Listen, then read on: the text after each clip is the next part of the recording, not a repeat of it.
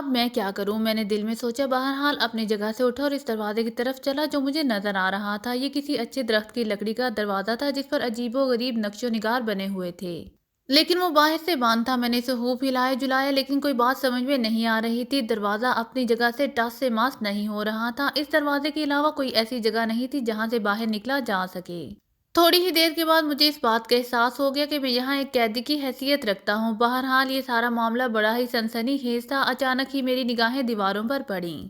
دیواروں پر کچھ تصویریں آویزاں نظر آئیں۔ یہ سب عجیب و غریب تصویریں تھیں اور مجھے یوں لگ رہا تھا جیسے وہ زندہ ہوں۔ بھیانک تصویریں جو دیوار پر لگی ہوئی تھی کسی ایسے رنگ سے بنائی گئی تھی جو چمکتا تھا، لیکن حیرانی کی بات یہ تھی کہ جو تصویریں میری نگاہوں کے سامنے تھیں ان کی آنکھیں کھلی ہوئی تھیں، اور چند لمحوں کے بعد جب میں نے ان پر غور کیا تو مجھے وہ آنکھیں بند محسوس ہوئیں۔ میں نے حیرت سے آنکھیں پھاڑ پھاڑ کر ان تصویروں کو دیکھا اور دوسرے لمحے وہ سارے میرے جسم میں دہشت کی شدید لہر دوڑ گئی۔ میں نے صاف دیکھا تھا کہ وہ تصویریں ایک دوسرے کو اشارہ کر رہی تھی اور مسکرا رہی تھی۔ ان کا انداز بالکل ایسے تھا جیسے زندہ افراد ہوں اور ایک دوسرے سے باقاعدگی کے ساتھ توجہ ہو رہی ہوں۔ دیواروں پر سرسراہٹیں بھی محسوس ہو رہی تھی۔ میرے خدا، میرا دل خوف و دہشت سے بند ہوتا جا رہا تھا۔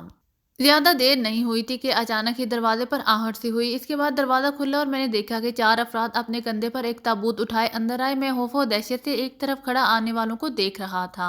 وہ سیاہ رنگ کے لمبے لبادے اوڑھے ہوئے تھے اور ان کے چہرے ان لبادوں میں ڈھکے ہوئے تھے۔ سارے کے سارا ماحول سنسنی خیز تھا۔ میرے دل میں صرف ایک ہی احساس ابھر رہا تھا اور وہ یہ تھا کہ کاش میں بھی دوسرے کلیوں کی مانند زندگی گزارتا اور کوشش کرتا کہ جو کچھ مجھے محنت سے مل جائے وہی میری زندگی کا مقصد بن جائے۔ لیکن دولت کے حصول کی کوشش نے آخرکار مجھے زندہ درگور کر دیا۔ تابوت کا ڈھکن کھول دیا گیا۔ میری نگاہیں بے اختیار اس تابوت پر پڑیں اور میرے ذہن کو ایک جھٹکا سا لگا۔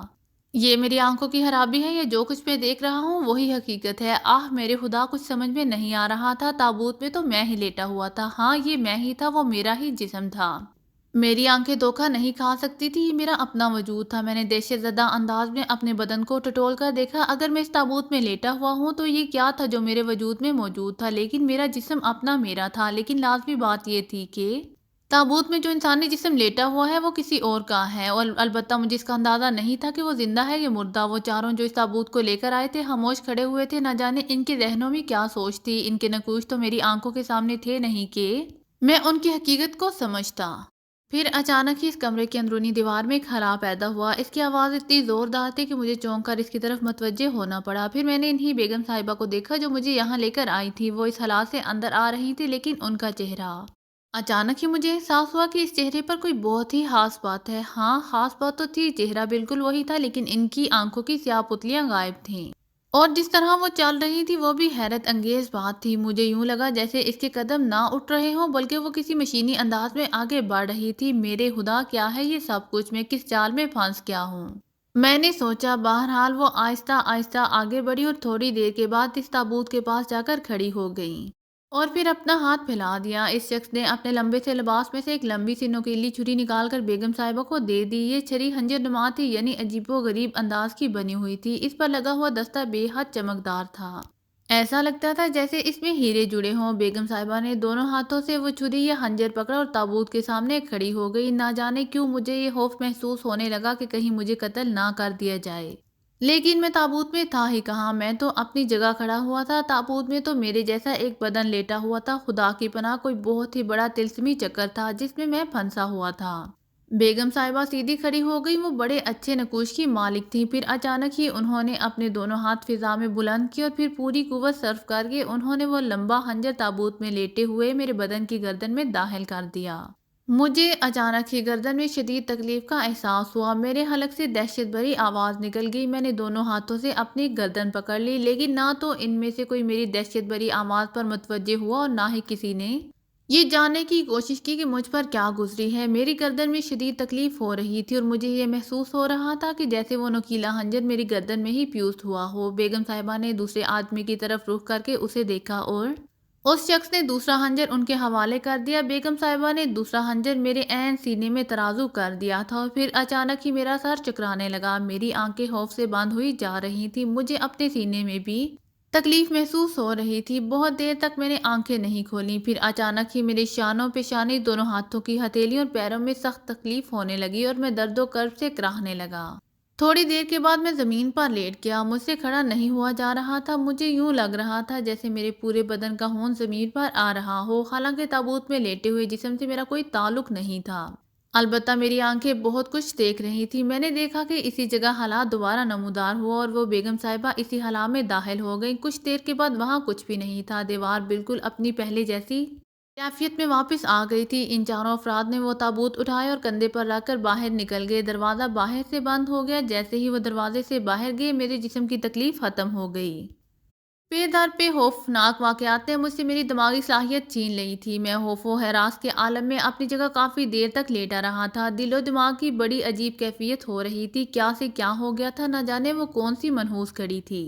جب میں ریلوے اسٹیشن پر اس جادوگر عورت کے جال میں پھنسا تھا، کاش میں اس کا سامان باہر رکھ کر اس سے اپنی مزدوری مانگتا، اور اگر وہ کچھ اور کہتی تو میں لوگوں کو اپنی جانب متوجہ کر لیتا اور کہتا، دیکھو یہ جادوگر عورت مجھے کہاں لے کر جا رہی ہے۔ صورتحال سمجھ میں نہیں آ رہی تھی، پھر اچانک ہی مجھے احساس ہوا کہ میں نہ جانے کب سے بھوکا ہوں۔ بھوک کے مارے نے جیسے میرے دل و دماغ پر عجیب سی نگاہت پیدا کر دی۔ میری آنکھیں بند ہونے لگی اور میں ایک بے ہوشی کی کسی کیفیت کا شکار ہو گیا۔ اچانک سے کسی نے میرا شانہ جھنجھوڑ کر کہا، ممدو او ممدو، اٹھے گا نہیں کیا؟ دیکھ رہا ہے کیا ٹائم ہو گیا ہے، تو ابھی تک سو رہا ہے؟ 2 گاڑیاں نکل چکی ہیں۔ رمضان چاچا کہہ رہے تھے کہ شاید تیری طبیعت خراب ہے۔ یہ الفاظ میرے ساتھی کلی حکیم خان کے تھے۔ میں نے آنکھیں کھول دی۔ حکیم خان میری آنکھوں کے سامنے تھا۔ اس کے جسم پر سرخ وردی تھی اور اس پر 62 نمبر کا بیج لگا ہوا تھا۔ میرا دل خوشی سے اچھل پڑا۔ حکیم خان بالکل ٹھیک کہہ رہا تھا۔ میں اٹھ کر بیٹھ گیا، لیکن مجھے بڑی زور کا چکر آیا تھا۔ میں نے اس سے کچھ نہ کہا اور اپنی جگہ اٹھ کر بیٹھ گیا۔ آہ میرے خدا، کتنی خوشی کی بات ہے کہ میں ہوش و حواس کی دنیا میں واپس آ گیا ہوں۔ اس کا مطلب ہے کہ وہ سب کچھ خواب تھا، لیکن خواب کیسا خواب اور یہ سب کچھ؟ البتہ ان تمام باتوں کو سوچنے سے دماغ دکھنے لگا تھا۔ میں نے سوچا کہ پہلے کچھ کھانے پینے کی بات کروں۔ تھوڑے ہی فاصلے پر چائے کا سٹال کھلا ہوا تھا۔ حکیم خان مجھے جگا کر چلا گیا۔ میں نے اپنی جیب میں دیکھا، کچھ نوٹ رکھے ہوئے تھے۔ یہ نوٹ پہلے بھی میری جیب میں موجود تھے۔ یہ بات میں دعوے سے کہہ سکتا ہوں کہ میں جن سارے واقعات سے گزرا تھا، پھر اس کے بعد اچانک ہی میری جان اس جادوگرنی سے کیسے چھوٹ گئی، یہ بات میری سمجھ میں نہیں آ رہی تھی۔ بہرحال کسی نہ کسی طرح گرتا پڑتا سٹال تک پہنچا اور سٹال والے سے کہا، لاؤ بھائی جلدی سے چائے دے دو اور تھوڑے سے بسکٹ نکال دو میرے لیے۔ اس وقت چونکہ کوئی ٹرین نہیں آئی تھی اور پلیٹ فارم کا ماحول سنسان تھا، چائے والے نے، جس کا نام شیرخان تھا، چائے کی پیالی میں چائے انڈیلی اور 3-4 بسکٹ نکال کر پلیٹ میں میرے سامنے رکھ دیے۔ میں نے چائے کی پیالی اٹھا کر چہرے کے قریب کی۔ اس سے ہلکی ہلکی بھاپ اٹھ رہی تھی، لیکن اس کا رنگ دیکھ کر میری آنکھیں حیرت سے پھٹ گئیں۔ یہ بالکل خون کا رنگ تھا۔ میں نے پھٹی پھٹی آنکھوں سے خونی رنگ کی چائے کو دیکھا اور حیرانی سے شیرخان کی طرف دیکھا۔ پھر میں نے اس سے کہا، شیرخان، ہاں کیوں، کیا بات ہے ممدو بھیا؟ یہ چائے ہے؟ ہاں۔ کہاں؟ یہ پیالی میں۔ ہاں چائے ہے، ذرا دیکھ تو اسے، میں نے کہا اور چائے کی پیالی اس کی طرف بڑھا دی۔ اس نے چائے کی پیالی کو دیکھا اور بولا، کیوں، کیا بات ہے؟ یہ سرخ رنگ کی؟ سرخ رنگ کی تو اور کیا نہیں بھیا، سرخ رنگ کہاں ہے اس میں؟ شیرخان نے کہا، کیا کہہ رہا ہے یار، ذرا اسے سونگھ کر تو دیکھ۔ میں نے اس سے کہا، کیا ہو گیا ہے تجھے؟ شیرخان حیرانی سے بولا، یار کمال کرتا ہے، یا تو تیری آنکھیں خراب ہو گئی ہیں یا میری، یہ تو بالکل خون کے رنگ جیسی چائے ہے اور اس میں سے اٹھنے والی بدبو۔ میں نے چائے میں سے اٹھنے والی بھاپ کو سونگھتے ہوئے کہا، یار تیری کھوپڑی کچھ الٹ گئی ہے۔ شیرخان نے چائے کی پیالی اٹھاتے ہوئے کہا، تیرا دماغ خراب ہو گیا ہے، ذرا اسے چکھ کر دیکھو۔ میں نے کہا۔ شیرخان نے چائے کی پیالی اٹھا لی اور چائے کا ایک گھونٹ لیا اور پھر وہ بولا، لے اب تو بھی چکھ لے۔ میں نے پھٹی پھٹی آنکھوں سے اس خون کے رنگ والی چائے کو دیکھا۔ شیرخان اسے دیکھ کر بالکل حیران نہیں تھا۔ میں نے اسے چہرے کے قریب کیا، بدبو اٹھ رہی تھی، لیکن اس کے باوجود میں نے اس بدبو کو برداشت کرتے ہوئے اس کا ایک گھونٹ لیا۔ نمکین اور بدبودار خون اور صرف خون۔ مجھے ایک دم الٹی سی آنے لگی۔ میں نے چائے کی پیالی رکھتے اور الٹی کر کے وہاں سے دوڑ گیا۔ شیرخان حیرانی سے میری صورت دیکھ رہا تھا۔ مجھے بڑی سی الٹی آئی اور اس نے مجھے بری طرح نڈھال کر دیا۔ تھوڑی دیر کے بعد پلیٹ فارم کے تمام کلیوں کو اس بات کا علم ہو گیا کہ میں بیمار ہوں، لیکن میں بیمار نہیں تھا، میں تو بھوکا تھا۔ اچانک ہی میری نگاہ سامنے پھل والے پر پڑی اور میں نے اپنے پاس بیٹھے ہوئے ایک ساتھی کلی سے کہا، بھیا یہ پیسے لو اور میرے لیے 6 کیلے لے آؤ، میں سخت بھوکا ہوں، کیا بتاؤں تمہیں میرے اوپر اس وقت کیا گزر رہی ہے۔ کوئی بات نہیں، میں لے کر آتا ہوں، اس نے کہا اور تھوڑی دیر کے بعد وہ کیلے لے آیا۔ بمشکل تمام میں نے لرزتے ہوئے ہاتھوں سے کیلے کو چھیلا اور پھر اسے منہ کے قریب کرنے ہی والا تھا کہ اچانک کیلے کا سامنے کا حصہ سام کے پھان کی طرح لہرانے لگا۔ اس کی ننھی ننھی آنکھیں مجھ پر جمی ہوئی تھی اور زبان باہر بار بار نکل رہی تھی۔ میں نے دہشت زدہ چیخ مار کر کیلا دور پھینک دیا اور میرے ساتھ بیٹھا ہوا کلی چونگ کر اسے دیکھنے لگا، کیوں، کیا ہوا؟ سانپ ہے یہ، کہاں سے اٹھا لایا تو؟ ممدو شیرو کہہ رہا ہے کہ تیری طبیعت کچھ خراب ہے، کہاں ہے سام میرے بھائی؟ یہ سب کیا ہے؟ میں نے کیلوں کی طرف اشارہ کر کے کہا، اگر یہ سام ہے تو ہم اسے کیوں کھاتے ہیں؟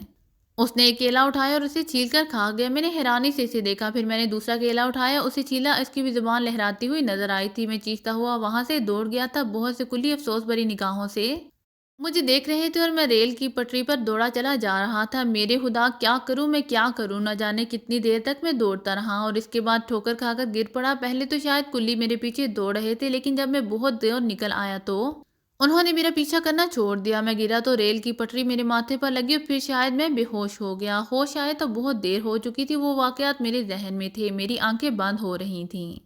بھوک سے میرا دم نکلا جا رہا تھا اور مجھے یوں محسوس ہو رہا تھا کہ میں اپنے بدن کے کسی حصے کو جنبش بھی نہیں دے سکتا۔ کیا کروں میں اپنی اس حالت کا؟ میرے ہونٹوں سے ایک بھربراہٹ سے نکلی اور میں نے آنکھیں کھول کر افسردہ نگاہوں سے چاروں طرف دیکھا۔ ہاتھ سے ٹٹول کر ریل کی پٹری تلاش کی، مگر یہ کیا، میرے ہاتھ تو کسی نرم گدے سے ٹکرائے تھے اور ماحول بھی ریلوے اسٹیشن کا نہیں تھا۔ دور دور تک نہ تو ریل کی پٹری کا پتہ تھا اور نہ کچھ اور۔ میرے خدا، کیا ہے یہ سب کچھ؟ میں نے دیوانہ وار چاروں طرف دیکھا، بڑا خوبصورت ماحول تھا، بڑی ہی حسین سی کیفیت تھی اس ماحول کی۔ میں نے ادھر ادھر دیکھا، بھوک اب بھی شدت کے ساتھ لگ رہی تھی۔ دفتن سامنے والے کمرے کا دروازے کا پردہ ہٹا اور اس کے بعد وہی بیگم صاحبہ اندر ظاہر ہوئیں۔ ان کے پیچھے دو لڑکیاں تھیں جو ہاتھوں میں کھانے پینے کی اشیاء اٹھائی ہوئی تھی۔ میں اٹھ کر بیٹھ گیا اور للچائی ہوئی نگاہوں سے ان چیزوں کو دیکھنے لگا۔ بیگم صاحبہ کے ہونٹوں پر مسکراہٹ پھیل گئی، انہوں نے مدھم آواز میں کہا، میرا نام رندھیرا ہے، لوگ مجھے مہامتی رندھیرا کہتے ہیں۔ بیگم صاحبہ جی، یہ سب کیا ہے؟ میری سمجھ میں کچھ نہیں آ رہا، میں بھوک سے مر جاؤں گا۔ نہیں، ایسے نہیں، تم مسلمان ہونا؟ ہاں جی، میرا نام ممدو ہے۔ ممدو، چلو میں تمہارے ساتھ بڑے رحم کا سلوک کر رہی ہوں۔ اس وقت تم اس قدر بھوکے ہو کہ اگر میں چاہوں تو تمہیں کھانے کی شکل میں زہر بھی دیکھ سکتی ہوں، تم اسے آسانی سے کھا لو گے۔ لیکن میں وہ نہیں کر رہی جو میں کرنا چاہتی ہوں۔ ایک بات کہوں تم سے؟ جی بیگم صاحبہ۔ بیگم صاحبہ نہیں، مہامتی رندھیرا کہو مجھے۔ جی مہامتی رندھیرا، میں نے کہا۔ چلو ٹھیک ہے، پہلے اپنا پیٹ بھر لو۔ اس نے اپنے پیچھے آنے والی داسیوں کو اشارہ کیا اور داسیوں نے کھانے پینے کی چیزیں میرے سامنے رکھ دیں۔ اس کے بعد تم اندازہ لگا سکتی ہو کہ مجھ جیسا بھوکا ان چیزوں پر کیسے ٹوٹ سکتا ہے۔ بہرحال میں خوب کھا پی کر شکمسیر ہو گیا۔ رندھیرا نے ہاتھ سے اشارہ کر کے ان دونوں داسیوں کو جانے کے لیے کہا۔ وہ برتن اٹھا کر چلی گئی۔ مجھے یوں محسوس ہو رہا تھا جیسے دنیا کی ہر نعمت میرے لیے بے مقصد ہو۔ اس سے اچھی زندگی بھلا اور کون سی ہو سکتی ہے؟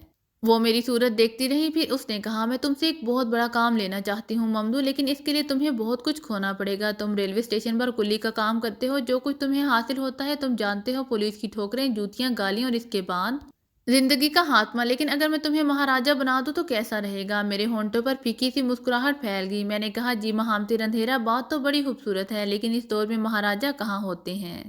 ہوتے ہیں تمہاری چھوٹی آنکھیں انہیں نہیں دیکھ سکتی، راج کرتے ہیں وہ، حکومتیں ان کے نام پر چلتی ہیں، اصل حکومت ان کی ہوتی ہے، شاندار کاریں، عزت، ہر شخص ان کے سامنے جھکتا ہے۔ کیا تمہیں ایسے لوگ یاد نہیں؟ ہاں، وہ تو آپ ٹھیک کہہ رہی ہیں۔ دیکھو، تمہیں دین دھرم کے چکر سے نکلنا ہوگا، نہ ہندو کچھ ہوتا ہے نہ مسلمان، سنسار میں شکتی جس کے پاس ہو وہی مہان ہوتا ہے۔ اگر تم مہان بننا چاہتے ہو تو دین دھرم کے چکر سے نکلنا ہوگا۔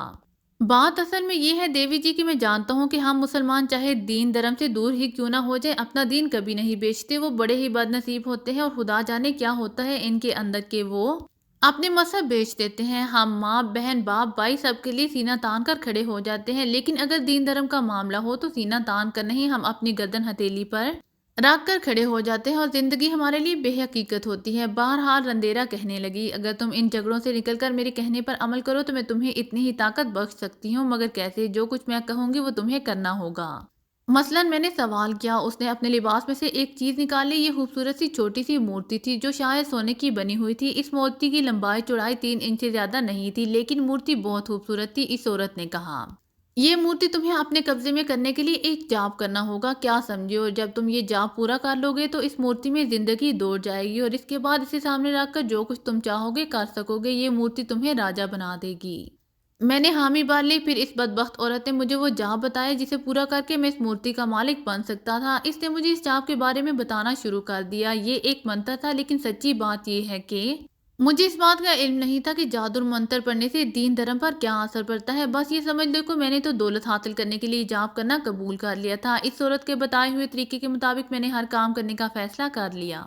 اس نے کہا، یہ جاپ کرتے ہوئے تمہیں بہت مشکل ہوگی۔ کیوں؟ جاپ کے بیر تمہیں ڈرائیں گے، لیکن اس عمارت کے ایک بڑے درخت کے سائے میں بیٹھ کر تم یہ جاپ کرنا تمہیں آسانی رہے گی۔ میں نے اس سے وعدہ کر لیا اور پھر وہاں جانے کے بعد میں نے اس عظیم الشان مورتی کو سامنے رکھ کر ایک جگہ کو اچھی طرح صاف کیا اور پھر وہیں آلتی پالتی مار کر بیٹھ گیا۔ اس کے بعد آنکھیں بند کر کے میں نے منتر پڑھنا شروع کر دیا۔ تمام احساسات سے بے نیاز ہار کر جانے کب میں منتر پڑھتا رہا، پھر اچانک ہی میں نے آنکھیں کھول دیں اور گردن گھما کر ادھر ادھر دیکھنے لگا۔ منتر کے الفاظ اب بھی میرے لبوں پر تھے، مگر اپنے اس غیر دانستہ عمل پر مجھے خود تعجب ہوا تھا۔ پھر مجھے ایک جگہ کھانا رکھا ہوا نظر آ گیا۔ یہ کھانا یہاں کون لایا؟ مجھے رندھیرا کے الفاظ یاد آئے، زندگی گزارنے کے لیے ضرورت کی چیزیں خود بخود مل جائیں گی۔ جو کچھ ہوتا کام تھا، بہرحال کھانے کو دیکھ کر بھوک چمک اٹھی تھی۔ جاپ کے پھیر کے آخری الفاظ میرے لبوں پر تھے، پھر وہ بھی ختم ہو گئے اور میں اطمینان سے اپنی جگہ سے اٹھ گیا۔ کھانا انتہائی مزیدار تھا، پانی بھی موجود تھا، چنانچہ سیر ہو کر کھانا کھائے، 2-3 گلاس پانی پیا اور پھر اپنی جگہ پر آ بیٹھا۔ میں نے جاپ دوبارہ شروع کر دیا۔ اس پر آنکھیں کھلی ہی رکھی تھی۔ جاپ کرتے کرتے اچانک ہی میں نے گردن اٹھا کر اس جانب دیکھا جہاں کھانے کے برتن رکھے تھے، اور یہ دیکھ کر میری حیرت کی انتہا نہ رہی کہ وہ برتن اب وہاں موجود نہیں تھے۔ یہاں تو کوئی بھی نہیں آیا تھا، پھر یہ برتن یہاں سے کون لے گیا؟ اس حیرانی کے باوجود میرے منہ سے مسلسل جاپ کے الفاظ نکلتے رہے، کیونکہ اس تسلسل کو قابو رکھنا ضروری تھا، ورنہ سب کچھ ختم ہو جاتا۔ وقت گزرتا رہا، شام ہوئی، پھر رات ہو گئی۔ اس مخصوص جگہ پر رات کا کھانا مجھے مل گیا تھا۔ بڑی عجیب بات تھی، بیٹھے بیٹھے اس طرح کھانا مل جانا، دور دور تک کسی آدم ذات کا نام و نشان نہ ہو۔ بہرحال کھانا کھایا، پانی وغیرہ پیا اور اپنی مخصوص جگہ پر آ کر بیٹھ گیا۔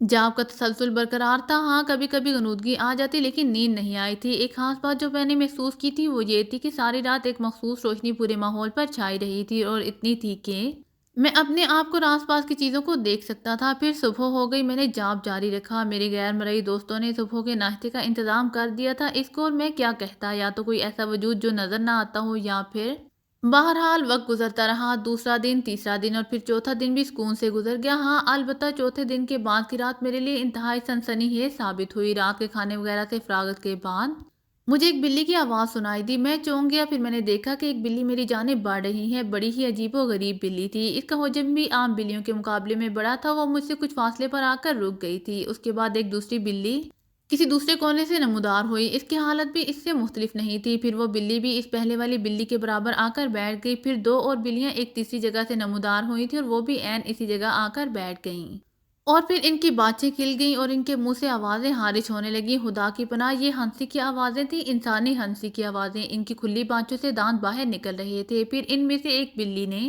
میری جانب چھلانگ لگائی۔ ایک لمحے کے لیے میرے ہاتھ پاؤں لرز گئے تھے اور میں بری طرح خوفزدہ ہو گیا تھا، لیکن دوسرے ہی لمحے میں نے خود کو سنبھال لیا۔ اس منتر کے لفظ مسلسل میرے لبوں پر تھے۔ بلی اچھلتی ہوئی میرے قریب آئی اور میرے سر سے ہوتے ہوئی پیچھے چلی گئی۔ میں نے مڑ کر دیکھنے کی کوشش نہیں کی تھی۔ پھر ایک عجیب کھیل شروع ہو گیا۔ وہ بلیاں میرے دائیں بائیں آگے پیچھے چکرانے لگیں۔ میرے سر کے اوپر مخصوص اونچائی تک وہ چھلانگیں لگاتی رہیں، لیکن ایک دفعہ بھی ان کا جسم مجھ سے نہیں ٹکرایا۔ اب میں سمجھ چکا تھا کہ وہ بلیاں میرا کچھ نہیں بگاڑ سکتی۔ اگر میں مسلسل یہ عمل جاری رکھوں گا تو مجھے کوئی نقصان نہیں پہنچے گا۔ یہ سب اس عمل کا اثر تھا، مجھے روکا جا رہا تھا، خوفزدہ کیا جا رہا تھا۔ لیکن اگر میں ہمت سے کام لوں اور بجائے ڈرنے کے 40 دن تک مسلسل یہ عمل کروں تو کامیاب ہو جاؤں گا۔ ایسا ہی تھا، یقیناً ایسا ہی تھا۔ چنانچہ میں نے اسے جاری رکھا۔ بلیاں تھک ہار کر اپنی جگہ جا بیٹھی تھیں۔ میں اطمینان سے منتر پڑھتا رہا۔ پھر ان میں سے ایک نے دوبارہ یہی حرکت کی اور میرے سر پر سے گزرتی ہوئی دوسری جانب چلی گئی۔ میرا دھیان ہٹانے کی بھرپور کوشش ایک بار پھر کی گئی تھی، اور پھر یہ بلیاں ایک پر تھک ہار کر بیٹھ گئیں۔ پھر وہ چاروں جھٹکے سے اٹھیں اور ایک سمت بھاگ گئیں اور میری نظروں سے اوجھل ہو گئی۔ میں نے اپنی جگہ نہیں چھوڑی تھی۔ پھر وہی معمول شروع ہو گیا، یعنی صبح کا ناشتہ مقررہ جگہ پر مجھے مل گیا۔ اس کے بعد 3-4 دن پرسکون گزرے تھے۔ اب تو میں اس ماحول کا عادی ہوتا جا رہا تھا۔ وقت پر کھانا مل جاتا تھا، کھانے وغیرہ سے فراغت ہوتی تو پھر میں اپنے عمل میں لگ جاتا، لیکن ابھی تو شاید مشکلوں کا آغاز ہوا تھا۔ یہ غالباً 8ویں رات تھی۔ آدھی سے زیادہ رات بیت چکی تھی کہ چیخوں کی آوازیں گونجنے لگیں۔ یہ کسی مرد کے چیخنے کی آوازیں تھیں جو مدد کے لیے پکار رہا تھا۔ پھر میں نے ایک آدمی کو دیکھا جو شدید زخمی تھا اور خوفزدہ انداز میں بھاگ رہا تھا۔ بچاؤ بچاؤ، بھگوان کے لیے مجھے بتاؤ، اس کے منہ سے مسلسل آوازیں نکل رہی تھیں، اور اس کے پیچھے ایک عورت تھی۔ شاید وہ ڈر رہا تھا، لیکن خود کو سنبھالے رکھنا ضروری تھا۔ پھر وہ آدمی چونک کر مجھے دیکھنے لگا۔ اس کا انداز ایسا ہی تھا جیسے اس نے پہلے مجھے دیکھا ہو۔ وہ میرے بالکل قریب آ گیا۔ اس کا چہرہ انتہائی مکروہ اور بھیانک تھا۔ گھنگریالے بال جو گرد میں اٹے ہوئے تھے اس کے شانوں تک جھول رہے تھے۔ اس پر زخم کے نشان تھے۔ اوپری ہونٹ کٹا ہوا تھا جس میں سے دانت باہر نکل رہے تھے۔ بچا لے رے، مار ڈالے گی رے۔ اوپری ہونٹ کٹا ہونے کی وجہ سے اس کے منہ سے الفاظ صحیح طرح سے نہیں نکل پا رہے تھے۔ میں مصروف عمل رہا۔ اے لڑکے، سنا نہیں تو نے میں کیا کہہ رہا ہوں؟ وہ مجھے کھانے پر تلی ہوئی ہے اور تو تو اپنے ہی کام پر لگا ہے، بچائے گا نہیں مجھے۔ وہ عورت بھی اب میرے قریب آ گئی تھی، کالی بجنگ صورت، بال بکھرے ہوئے، آنکھیں پھٹی ہوئی، ہندوانہ طرز کی ساڑی باندھے ہوئے، اس کے دانت بھی عجیب سے انداز میں باہر نکلے ہوئے تھے۔ لیکن ایک بڑی عجیب چیز جس نے میرے بدن کی لرزشیں تیز کر دی تھی، اس کے دانتوں پر لگا ہوا خون تھا۔ پھر اس کے منہ سے کراری سی آواز نکلی، ہی، مل گیا، کہاں تک بھاگے گا، ارے کہاں جائے گا بچ کر؟ چل آ جا، خبردار جو آگے بڑی کتیا، کیا مجھے کچا چبا جائے گی؟ تو اور کیا، تجھے ہی تو کھاؤں گی، اور کون ہے یہاں؟ یہ بھی تو ہے، اس سے کھا جا، اس شخص نے میری طرف اشارہ کر کے کہا، اور میں بری طرح سہم گیا۔ اس عورت نے میری طرف دیکھا، وہ بالکل مجھے اس طرح گھور رہی تھی جیسے کوئی بھوکا شیر اپنے شکار کو دیکھتا ہو۔ پھر بولی، کیوں، اسے کیوں کھاؤں؟ میں تجھے کھاؤں گی، آج تو ہی میرا شکار ہے، آج میں تجھے کھاؤں گی، آج تیری باری ہے۔ ارے بدبخت، کیا ہو گیا ہے تجھے؟ اپنے مرد کو کھائے گی؟ میں بھوکی ہوں۔ ارے بھوکی ہو تو کسی اور کو کھا، مجھے کیوں کھاتی ہے؟ پتہ نہیں کون سی منحوس کڑی تھی جب تجھے لایا تھا، میں کیا کروں، مجبور ہوں، منچ کا گوشت میری کمزوری ہے، میری مجبوری ہے، میری بھوک اتنی شدید ہو رہی ہے، کیا کہوں تجھ سے، چل آ جا، چل آ جا۔ ارے بابو بچا لو رے، یہ کیا بچائے گا، یہ تو خود اپنے پھیر میں الجھا ہے، تجھے کیا بچائے گا؟ بچا لو نہ مانو، چھوڑ دے اپنا پھیر، میرا جیون بچا لے رے، کھا جائے گی یہ ڈائن مجھے کھا جائے گی، جیون نشٹ کر دیا ہے میرا، اب مار ڈالے گی، میں مرنا نہیں چاہتا، میں ابھی مرنا نہیں چاہتا۔ کیا کرے گا جیون کا، پھر گناہ کرے گا، پھر لوگوں کو تنگ کرے گا۔ ارے تجھے تو مر جانا چاہیے کہ شکتی مل رہی ہے، تجھے گناہوں سے مکتی مل رہی ہے۔ یہ کہہ کر وہ عورت تیزی سے آگے بڑھی، اور پھر اس نے جو عمل کیا وہ میرا خون خشک کر دینے کے لیے کافی تھا۔ اس نے اس آدمی کا دایاں ہاتھ مضبوطی سے پکڑا اور اپنے دانت اس کے شانے میں پیوست کر دیے۔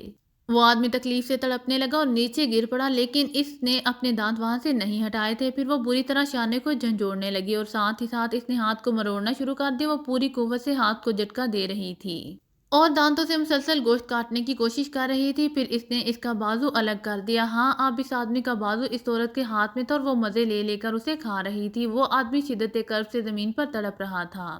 میرا یہ حال تھا کہ کاٹو تو بدن میں لہو نہ ملے، اتنا خوفناک منظر، اتنی وحشت انگیزی۔ وہ عورت اتنی تیزی سے بازو کا گوشت صاف کر گئی تھی کہ جیسے مشین ہو، اس نے انگلیوں تک کی کھال نوچ لی تھی، اور اب ہاتھ کی ہڈیاں صاف نظر آ رہی تھیں۔ اس عورت نے اطمینان سے اس شخص کا بایاں ہاتھ بھی شانے کے پاس سے جدا کر لیا، لیکن اس بار سیدھی میری جانب آئی تھی، اور پھر اس نے وہ ہاتھ میری طرف بڑھایا۔ لے مانو، کھا لے، تجھے بھوک لگی ہوگی، تو بھی کھا لے، بڑا سوادشٹ گوشت ہے، یہ بڑا مزہ آ رہا ہے اسے کھانے میں۔ بھگوان کی سوگند، اس سے پہلے کسی منچ کو کھانے میں اتنا مزہ نہیں آیا۔ ارے ڈر کیوں رہا ہے، کیوں گھورے جا رہا ہے؟ مجھے نہیں کھانا تو نہ کھا، میں کوئی زبردستی تو نہیں کر رہی تیرے ساتھ۔ پھر وہ ایک جگہ جا کر بیٹھ گئی، اور پھر اسی طرح دوسرا ہاتھ بھی صاف کر گئی۔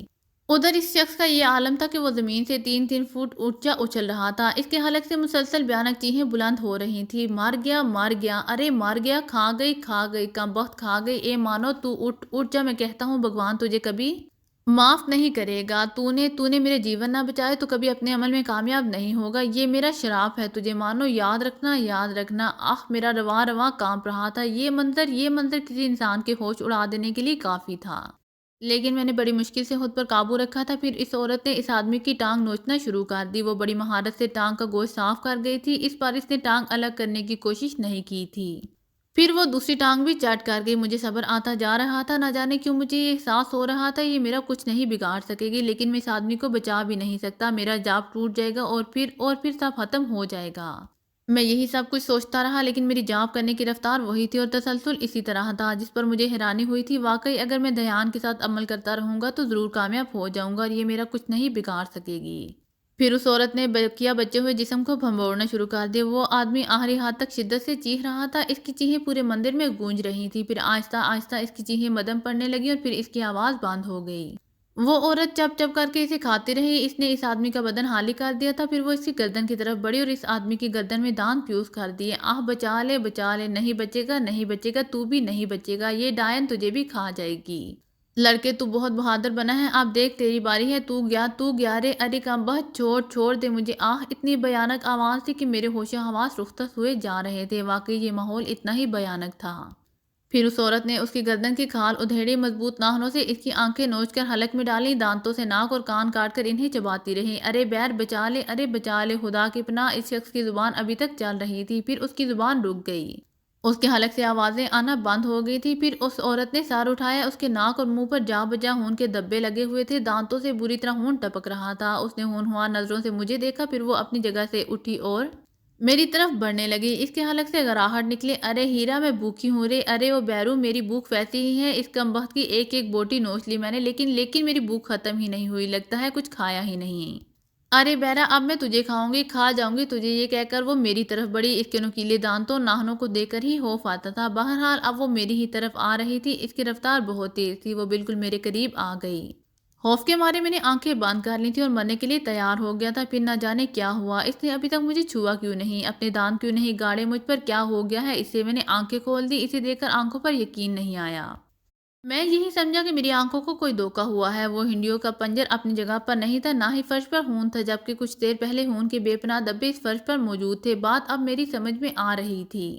یہ سب میری سمجھ کو توڑنے کی کوشش تھی، لوگ سب یہی چاہتے تھے کہ میرا چاپ کسی طرح ٹوٹ جائے، میں اس خوفناک منظر سے ڈر جاؤں، اپنی جگہ سے کھڑا ہو جاؤں، بھاگ جاؤں، لیکن ایسا نہیں ہوا تھا، وہ عورت بھی غائب تھی۔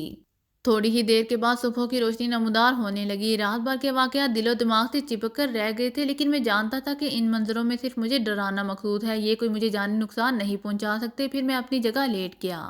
میرے ذہن پر غنودگی سی چھانے لگی، نیند کا تو خیر سوال ہی پیدا نہیں ہوتا تھا، میں اس نیم غنودہ کیفیت میں کافی دیر تک لیٹا رہا، پھر جب ذرا دل کی کیفیت بحال ہوئی تو اٹھ کر اپنی جگہ بیٹھ گیا، ایک بار پھر خود کو مضبوط کیا اور پوری تندہی کے ساتھ اس عمل میں مصروف ہو گیا۔ اس ماحول کی عادت پڑتی جا رہی تھی، شکر تھا کہ ان واقعات کے بعد کوئی اور واقعہ دوبارہ پیش نہیں ہوا، اب تو بس ایک ہی لگن تھی کہ کب 40 دن پورے ہوں اور کب میرا عمل ختم ہو۔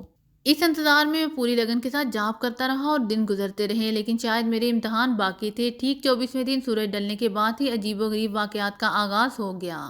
میں اپنے جاپ میں مصروف تھا اور بڑے اطمینان سے عمل پڑھ رہا تھا کہ کہیں سے ایک چیز اڑتی ہوئی اور مجھ سے کچھ فاصلے پر زمین پر گر پڑی، اس کی گردیں سے کچھ چھینٹیں میرے اوپر پڑی تھی، میں نے نظر اٹھا کر اس چیز کو دیکھا اور میرے رونگٹے کھڑے ہو گئے۔ یہ بکری کا کٹا ہوا سار تھا، خون میں لات پات، خون کی چھینٹیں فرش پر گر گئی اور میرے اوپر بھی پڑی تھی۔ ابھی میں اس کا جائزہ لے ہی رہا تھا، ایک اور سار اڑتا ہوا آیا اور پھر وقفے وقفے سے بکروں کے سار مجھ سے کچھ فاصلے پر گرتے رہے۔ میں نے دھیان ہٹانے کے لیے آنکھیں بند کر لی، ان سروں سے اڑنے والی چھینٹیں میرے کپڑوں پر پڑتی جا رہی تھی، لیکن میں صبر سے بیٹھا رہا، کافی دیر تک دھم دھم کی آوازیں آتی رہیں، پھر خاموشی چھا گئی۔ کچھ دیر کے بعد وہ سر خود بخود غائب ہو گئے۔ بہت دیر اسی طرح گزر گئی، پھر انجانے کسی بچے کے رونے کی آواز آئی، پھر اس آواز نے میرے کان پھاڑ دینے کی حد تک تیز ہو گئی، پھر ایک آواز آئی، مار دو مار دو، ارے جلدی کرو یہ مروائے گا ہمیں، نادان ہے بالک، ارے کاہے کا نادان، ہماری آزادی ختم کرنے کے لیے جا رہا تھا، نہیں چھوڑیں گے نہیں جوڑیں گے۔ میں اب پرسکون ہو گیا تھا، دل میں سوچا کہ اب ان تمام باتوں سے ڈرنا بیکار ہے۔ صبح تک یہ مشغلہ جاری رہا، اس کے بعد ماحول پرسکون ہو گیا۔ میرے خیر خواہوں نے میرے لیے بہت سے سامان کر رکھے تھے، چنانچہ 32ویں رات میں جاپ میں مصروف تھا کہ اچانک ہی زمین پھٹنی شروع ہو گئی۔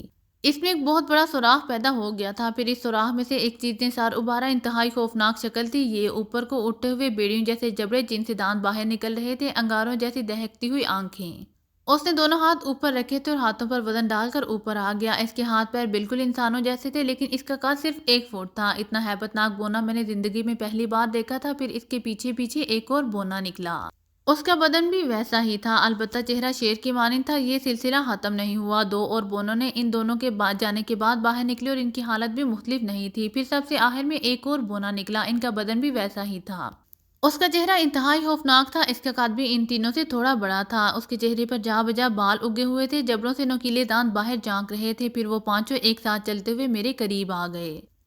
لمبا بونا سب سے آگے تھا، پھر اس کے منہ سے ممناتی ہوئی آواز نکلی، جمبورنا جی مالک، ایک دوسرے بونے نے کہا۔ ارے یہ کون ہے رے، یہ بیرا بڑا کٹور ہے۔ ارے میں نے پوچھا یہ کون ہے، یوں تو مسئلہ ہے لیکن سنپوانے کے لیے جاپ کر رہا ہے۔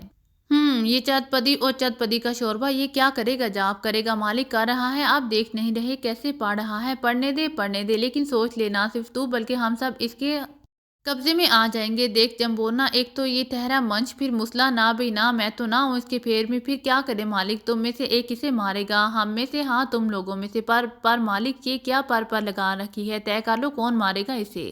میں ماروں گا اسے، وہ بونا جسے جمبورنا کہا گیا تھا بولا۔ نہیں اسے میں ماروں گا، ایک دوسرے بونے نے کہا۔ نہیں تم دونوں میں سے کوئی اسے ہاتھ نہیں لگائے گا، اس کی موت میرے ہاتھوں لکھی ہے، تیسرے بونے نے کہا، اور پھر عجیب ہی کھیل شروع ہو گیا۔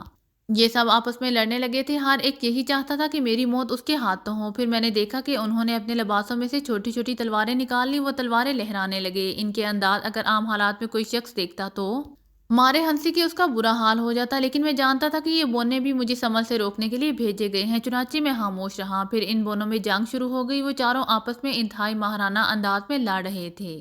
پھر ان میں سے 2 بونے زخمی ہو گئے اور زمین پر گر کر کراہنے لگے۔ پھر اچانک ہی وہ دونوں غائب ہو گئے۔ اس کے بعد باقی دونوں بونوں میں جنگ شروع ہو گئی۔ اس دوران وہ 5واں بونا اچھل اچھل کر دونوں کو جوش دلا رہا تھا۔ شاباش جمبورنا شاباش، اس بڑے بونے نے کہا، اور جمبورنا نے ادب سے گردن جھکا دی۔ اس بڑے بونے نے پھرتی سے اپنے لباس سے تلوار نکالی اور جمبورنا کی گردن اڑا دی، اور پھر میں نے وہ منظر دیکھا، وہ ناقابل یقین حد تک ہیبت ناک تھا۔ بونا آرام سے اس طرف مڑا جہاں اس کی گردن جا پڑی تھی۔ اس نے اطمینان سے تلوار زمین پر رکھی، جھک کر اپنی گردن اٹھائی اور اپنے شانوں کے درمیان رکھ لی، پھر دوبارہ تلوار زمین سے اٹھائی اور جھٹکے سے اس بونے کی طرف مڑا۔ مالک یہ کیا حرکت تھی؟ جمبورنا، میں ماروں گا اسے، تو ہٹ جا، میرا ارادہ بدل گیا ہے، اب میں ہوتی اسے ماروں گا۔ تو مالک آپ مجھے ایسے ہی منع کر دیتے، بس میری مرضی، یہ بھی تو منع کرنا ہی ہوا نا۔ اچھا پھر ٹھیک ہے، دیکھتے ہیں اسے کون مارتا ہے۔ یہ کہہ کر بونا اس بڑے آدمی کی طرف لپکا اور اس دونوں میں جنگ شروع ہو گئی۔ پھر لڑتے لڑتے یہ دونوں بھی زخمی ہو گئے۔ اس کے بعد ایک اور عجیب منظر دیکھنے میں آیا، ان دونوں نے ایک دوسرے کو بیچ میں آدھا آدھا کاٹ دیا تھا۔ دونوں کے آدھے آدھے حصے زمین پر آ پڑے تھے اور پھر یہ سب بھی غائب ہو گئے۔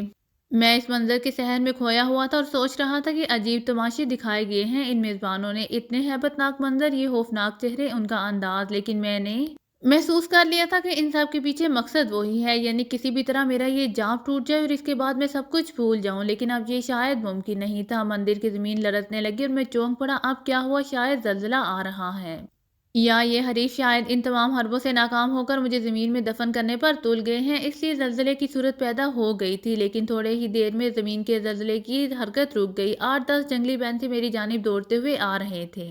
اس پر میں خوف زدہ نہیں ہوا تھا، میں نے آنکھیں کھول رکھی تھی۔ کیا ہوگا؟ زیادہ سے زیادہ یہ بینسے مجھے اپنے طاقتور کھروں سے کچل دیں گے، مجھے اپنے سینگوں پر اچھال دیں گے، میں مر جاؤں گا۔ لیکن اب میں مرتے دم تک جاب کے الفاظ دہرانا چاہتا تھا۔ میں چاہتا تھا کہ میرے دل کی حرکت بند بھی ہو جائے تو اپنے مقصد کی تکمیل کرتے ہوئے، اپنا مقصد حاصل کرتے ہوئے۔ بہرحال یہ جنگلی بینسے میری جانب بڑھے اور پھر ایک بڑی عجیب بات ہوئی۔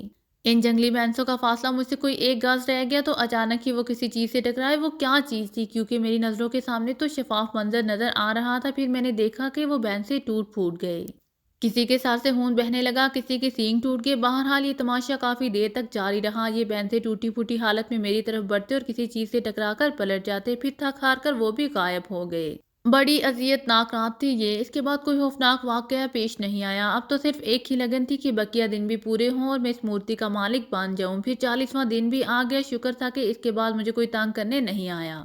دل میں ایک خوف کا احساس بھی تھا کہ دیکھو آگے کیا ہوتا ہے، لیکن یہ خوشی بھی تھی کہ چلو جاب تو ختم ہو گیا۔ 40واں دن بھی آہستہ آہستہ اپنا وقت پورا کر رہا تھا۔ میں بھی انتہائی توجہ کے ساتھ جاب میں مصروف تھا اور ساتھ ساتھ آگے پیش آنے والے ایسے واقعات کا منتظر تھا۔ اس دوران مجھے بہت سے اندازے ہوئے تھے۔ جاب کے ان دنوں میں مجھے ڈرانے کی ہر ممکن کوشش کی گئی تھی، لیکن میری تقدیر نے میرا ساتھ دیا تھا۔ دن اور رات کی تمیز کیے بغیر میں نے اس کا پھیر کیا تھا۔ نہ جانے کتنی بار یہ عمل دہرایا تھا۔ اب تو مجھے یہ الفاظ ایسے ابزر ہو گئے تھے کہ شاید انہیں زندگی بھر نہ بھول پاتا۔ ویسے ایک بہت اچھا تجربہ ہوا تھا۔ عام دنیا میں لوگ کہتے ہیں جو لوگ نئے نئے لوگوں سے ملتے ہیں، ان سے خوش اخلاقی سے پیش آتے ہیں، ان کے کام آتے ہیں اور ان سے کام بھی لیتے ہیں، وہ دنیا میں کامیاب کہلاتے ہیں۔ لیکن میرا تو کسی انسان سے پالا ہی نہیں پڑا تھا۔ ہر لمحہ، ہر دن زبردست تحفے میرے منتظر رہتے جو میرے خیر خواہوں نے مجھے ڈرانے کے لیے، میرا جاب توڑنے کے لیے بھیجے تھے۔ اپنے ان محسنوں کے تحفوں کو میں نہیں بھول سکتا تھا، مگر وہ مکروہ شکل کی بلیاں جن کی گراہٹ آدمی کے بدن کو لرزا دے، وہ انسانی آوازوں میں ہنسی تھیں۔ انہوں نے میرا مذاق اڑایا تھا، مجھے روکنے کی کوشش کی تھی۔ اس کے بعد وہ مرد عورت، آہ آہ، وہ منظر تو جیسے میرے دماغ پر نقش ہو گیا تھا۔ وہ عورت جس طرح سے اس آدمی کو کھا رہی تھی، اس کا انداز جانوروں سے بھی بدتر تھا۔ کس طرح اس نے اس شخص کی آنکھیں نوچی تھی، کان چبائے تھے، اور وہ شخص، اس کی زبان بالکل صحیح کام کر رہی تھی۔ حالانکہ شروع میں اس کے الفاظ میری سمجھ میں نہیں آئے تھے، میں تو یہی سمجھا تھا کہ شاید ہونٹ کٹا ہونے کی وجہ سے ایسا ہے، لیکن آخری وقت میں وہ صحیح الفاظ ادا کر رہا تھا۔ اس کا مطلب ہے کہ وہ دونوں بھی بدرو تھے۔ پھر وہ بکرے کے کٹے ہوئے سر جو میری توجہ ہٹانے کے لیے پھینکے گئے تھے، پھر بچوں کے رونے کی آوازیں، اس کے بعد وہ ہیبت ناک بونے جو مجھے مارنے کے لیے بے چین تھے، اس کے بعد وہ بھینسے جن کی آنکھوں میں خون کی جھلک تھی، اس طرح نمودار ہوئے تھے جیسے مجھے ختم ہی کر دیں گے۔ لیکن میں خوف زدہ ہوئے بغیر ان تحفوں کو قبول کرتا رہا تھا، انہیں برداشت کرتا رہا تھا، اور اب اس جاب کے اختتام کا وقت آن پہنچا تھا۔ اگر آپ کو میری ویڈیو پسند آئے تو please like, share and subscribe کرنا مت بھولیے گا۔ جزاک اللہ۔